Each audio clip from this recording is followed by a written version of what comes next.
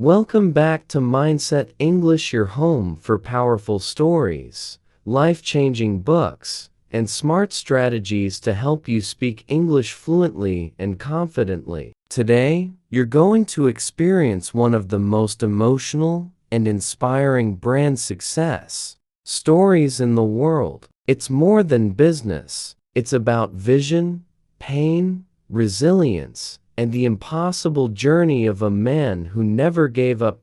Do you know how much money Honda makes every single minute? Over $25,000 every minute. But let me tell you, this Honda is not just about bikes or cars. They make private jets, humanoid robots, and even high-tech boats. But this story you're about to hear, it's not about money. It's about a boy from a poor village, a boy with no formal education, a boy who saw death, hunger, and failure, but who changed the world. His name was Soichiro Honda, and his story will show you why failure is not your enemy, why pain can build your future, and why when the whole world says you can't, you still can.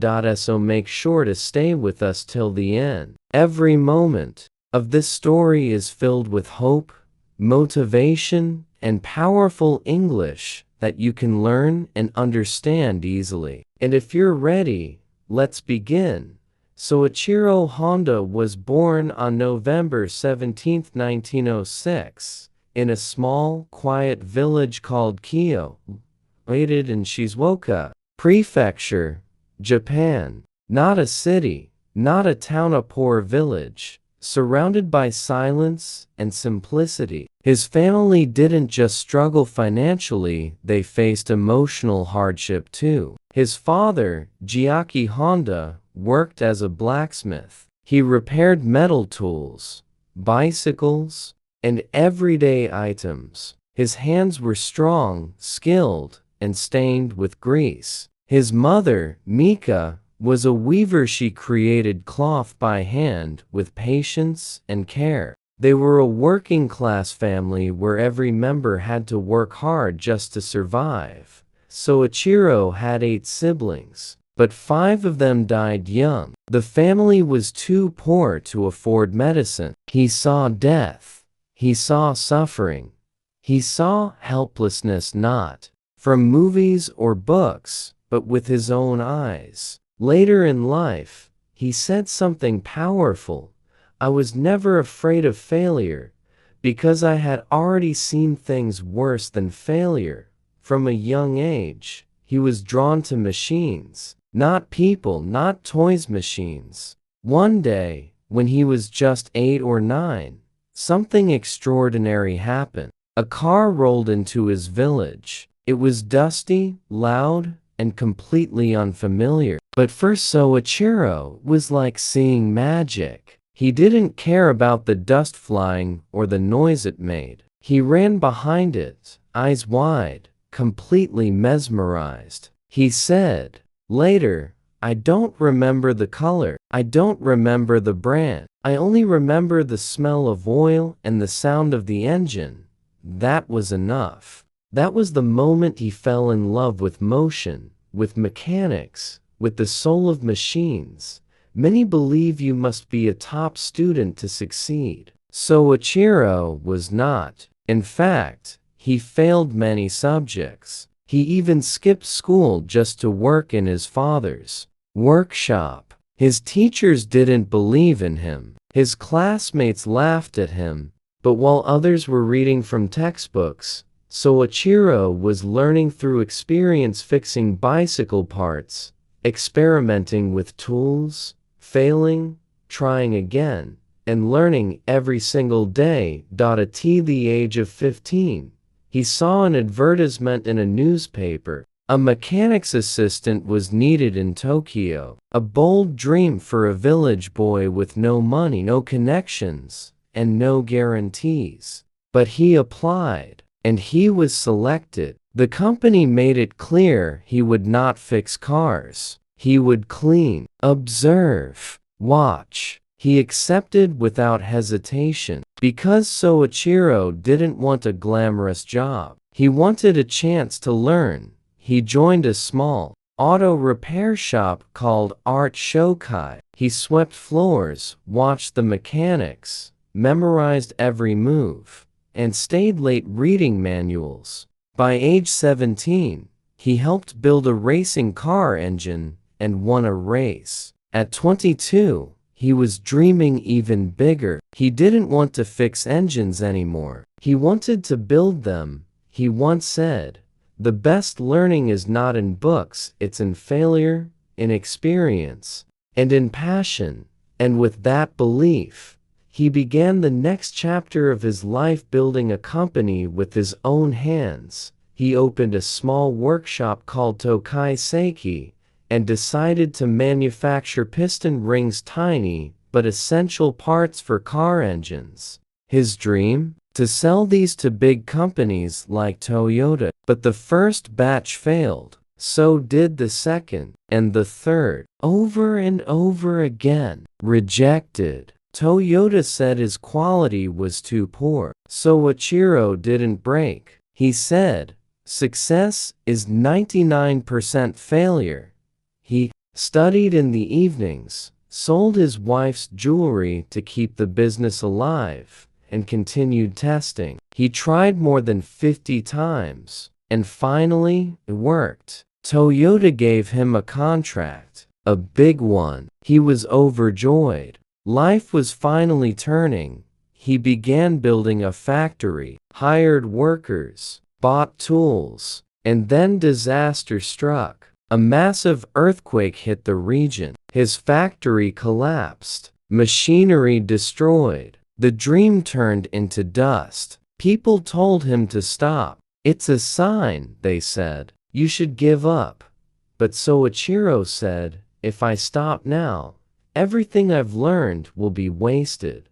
So he rebuilt it, brick by brick, piece by piece. But just when things started to improve, war broke out.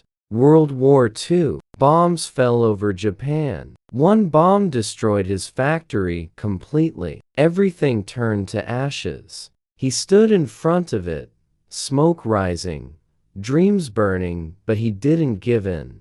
"Success is not about how high you go," he said. "It's about how many times you get back up after falling."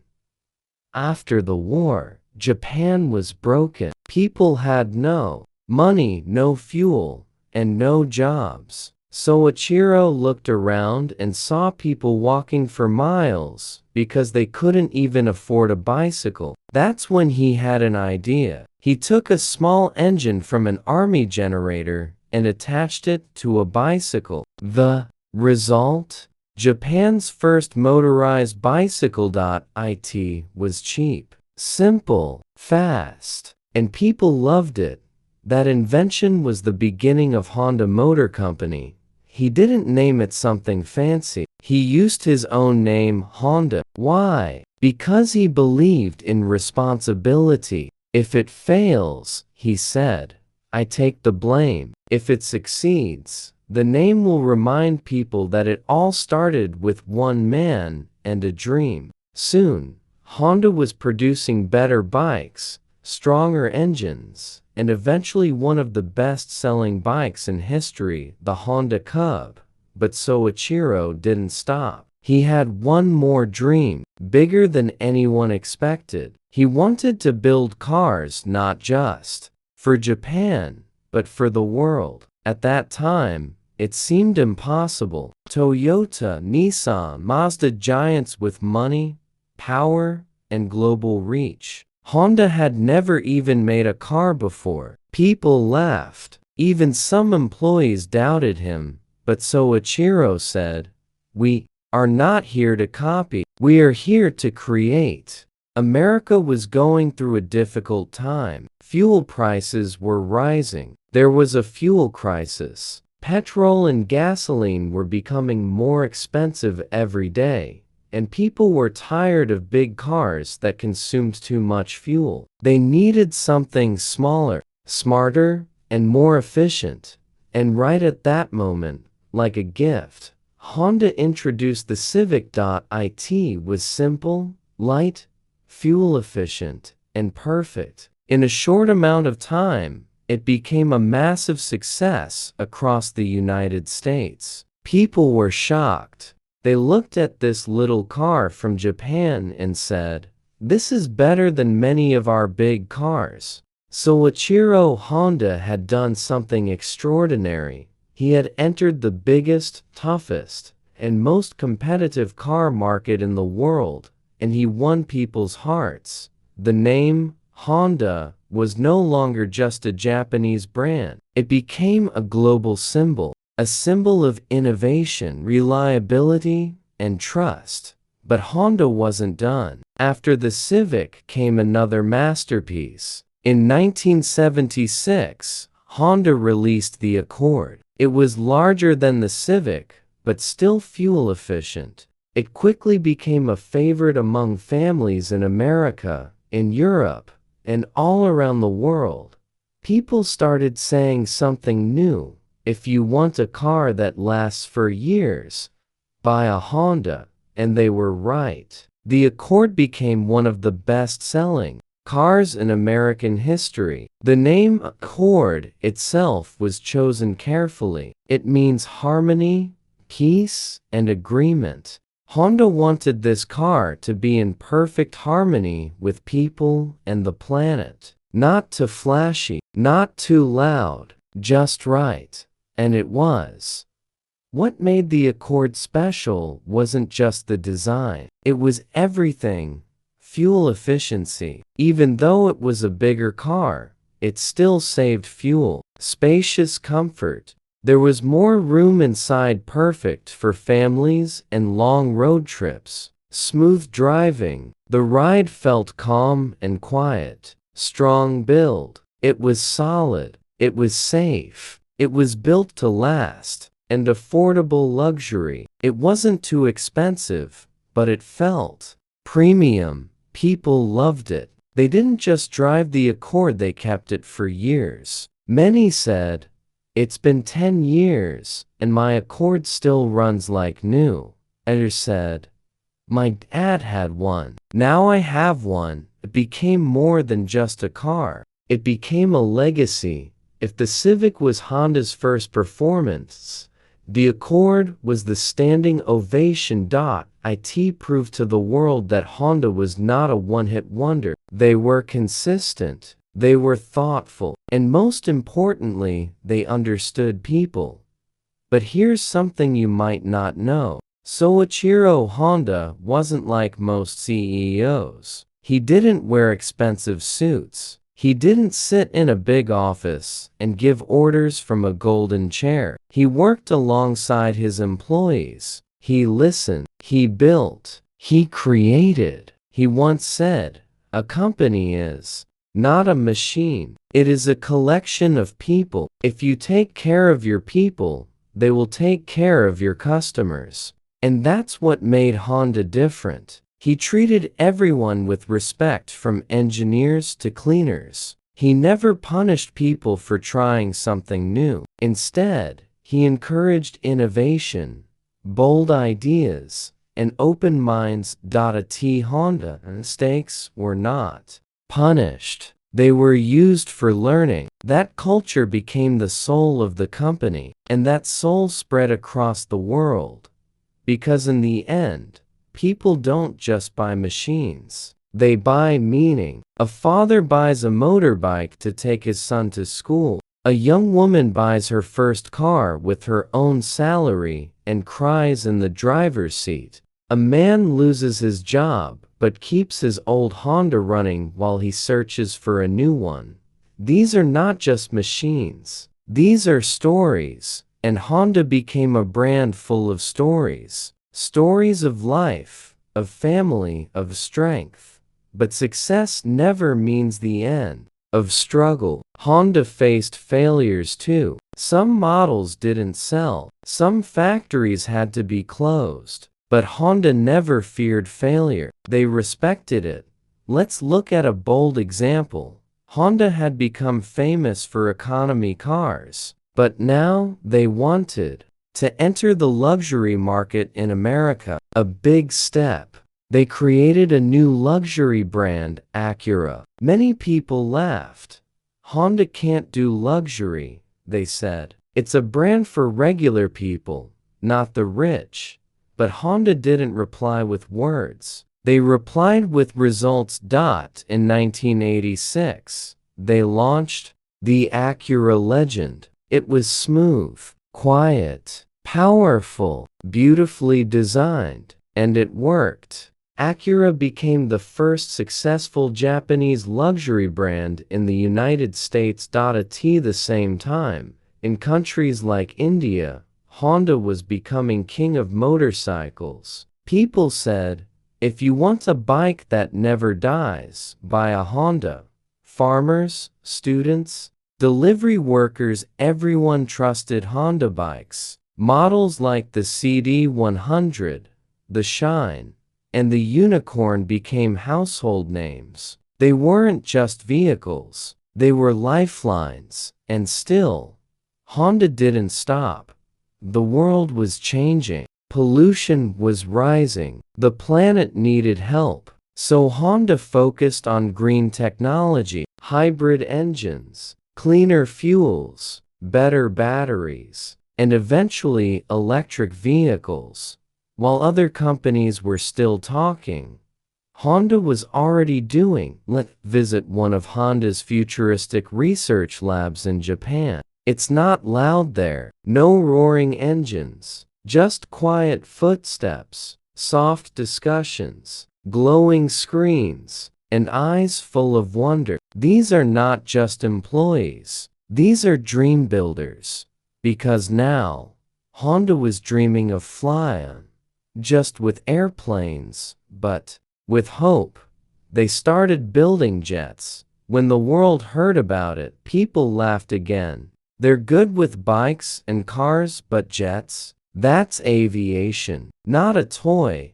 But Honda had never listened to doubters. Why start now? For 30 years, they worked in silence. Testing, failing, rebuilding, no shortcuts, no giving up. And then, the Honda Jet was born. It wasn't just an airplane, it was a revolution. Engines placed above the wings. A rare, risky design. Experts said, it won't fly.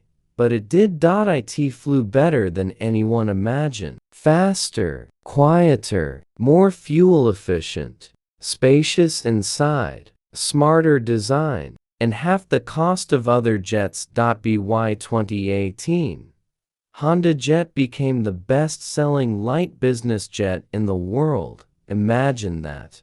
A company that started with bicycle repairs, now flying above the clouds. But Honda still wasn't done. They looked to the future again and asked, what will people really need in the next 50 years? The answer wasn't speed. It wasn't power. It was care. So Honda built robots. Not scary machines, but gentle, helpful robots. Robots that could support the elderly, assist children, help disabled people. And they created a Simo, a little white robot shaped like a child in a spacesuit. But this child could walk, run, climb stairs, wave hello, carry objects, understand your voice. People cried when they saw it. Kids reached out to shake its hand. It wasn't just a machine, it was a symbol of kindness. Still, Honda wasn't finished. They worked on hydrogen fuel, self-driving cars, AI, stroke recovery devices, solar homes, smart mobility for all. And behind all of it was one belief. Technology should serve life, not control it. Because Soichiro Honda once said, success represents 1% of your work, which results from the 99% that is called failure. That's the secret. It's okay to fail, to fall, to be misunderstood, as long as you get back up. As long as you believe in your dream louder than the world doubts you. So what happens now? Now, it's your turn. This is no longer Honda's story. It's your story. You are the dreamer now. You are the builder. You are the one who rises. So ask yourself, what dream are you hiding? What fire are you keeping locked inside? Because if a poor boy from a small village in Japan can rise from bicycle repairs to building jets and robots, so can you. You don't need perfect English to begin. You don't need a rich family. You don't need followers. You need courage. The courage to try, to fail, to rise, to be laughed at, to be doubted, and to keep going anyway. So today, stand up from your chair, put your hand on your heart, and whisper these words: I will not die with my dream inside me. That is the real end of this story, not in a video, not in a book, but in your life. Because you, my friend, are not small. You are not weak. You are not broken. You are a burning fire. Let it rise. Let it shine. Let it fly like a Honda jet above every fear, above every failure, above every limit. Thank you for being with us. If you felt inspired, if your heart moved even a little, then like this story, share it with someone who needs it, and make sure to subscribe to Mindset English for more stories that not only teach you English, but show you who you really are.